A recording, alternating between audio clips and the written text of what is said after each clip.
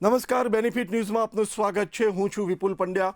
ગુજરાત પર છેલ્લા કેટલાક સમયથી એવી ચર્ચા ચાલી રહી હતી કે વાવાઝોડાનો ખતરો તોળાઈ રહ્યો છે। ખાસ કરીને સૌરાષ્ટ્રના દરિયા કિનારા, કચ્છના દરિયા કિનારા અને દક્ષિણ ગુજરાતના દરિયા કિનારે વાવાઝોડું ટકરાય અથવા તો ત્યાંથી પસાર થાય એવી એક શક્યતા જોવા મળી રહી હતી। રાજ્યમાં ભારે વરસાદની પણ શક્યતા જોવા મળી રહી હતી, પરંતુ અમારી પાસે અમારા જે મહેમાન જોડાયા છે તે આપણને અત્યારનું લેટેસ્ટ અપડેટ આપશે।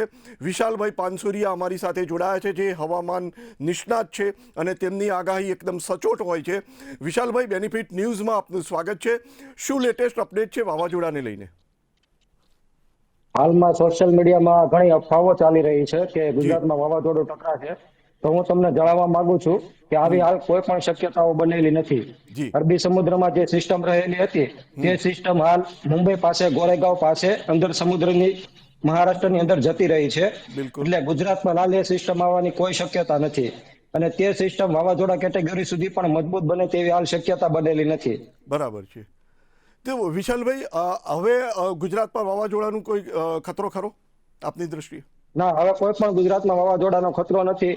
ઇનફેક્ટ હવે તે સિસ્ટમ ગુજરાત સુધી આવે તે બાબતે પણ શંકા છે, કેમ કે અચ્છા। તે સિસ્ટમ હાલ સવારે તે મહારાષ્ટ્રમાં અંદર જતી રહી છે અને તે હવે ફરીથી ઉપર આવે તેવી શક્યતા હાલ ખૂબ ઓછી લાગી રહી છે।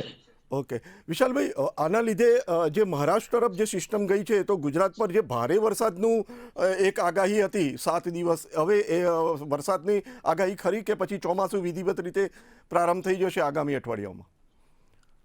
ના, હવે કોઈ પણ એવા ભારે વરસાદની શક્યતાઓ દેખાતી નથી। જી હાલમાં જે રીતે સૌરાષ્ટ્ર અને દક્ષિણ ગુજરાતમાં તથા તેને લાગુ મધ્ય ગુજરાતમાં છૂટાછવાયા વિસ્તારમાં જે વરસાદ પડી રહ્યો છે તેવો વરસાદ આ સિસ્ટમની અસર હેઠળ આગળ પણ થોડા દિવસો ચાલુ રહેશે।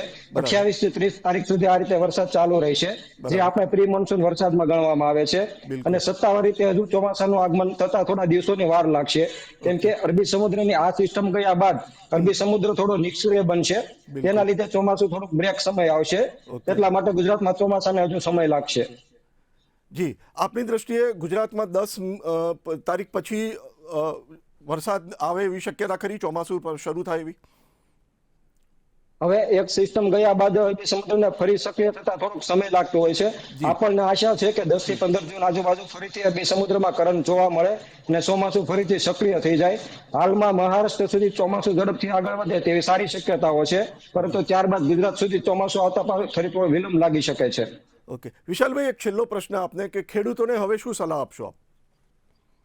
ખેડૂતોને એક જ સલાહ આપવા માંગીશ કે જો તમારા વિસ્તારમાં અત્યારે વરસાદ પડે તો વાવણી કરતા પહેલા ચોક્કસ એકવાર વિચાર કરવો કે જો તમારી પાસે એક પિયતની સુવિધા હોય તો તમારે વાવણી કરવી જોઈએ, અન્યથા અત્યારે વાવણી કરવાનું ટાળવું જોઈએ, જેથી વચ્ચેના દિવસોમાં બ્રેક પડે ત્યારે તમારું નુકસાની ના થઈ જાય।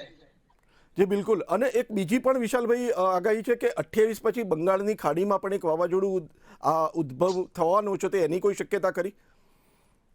બંગાળની ખાડીમાં એક સિસ્ટમ મજબૂત બને તેવી શક્યતા છે, જી પરંતુ તે વાવાઝોડાની કેટેગરી સુધી પહોંચે કે નહીં તે ફાઇનલ નથી અને જો તે સિસ્ટમ બનશે તો તેની અસર ગુજરાત સુધી ના થઈ શકે।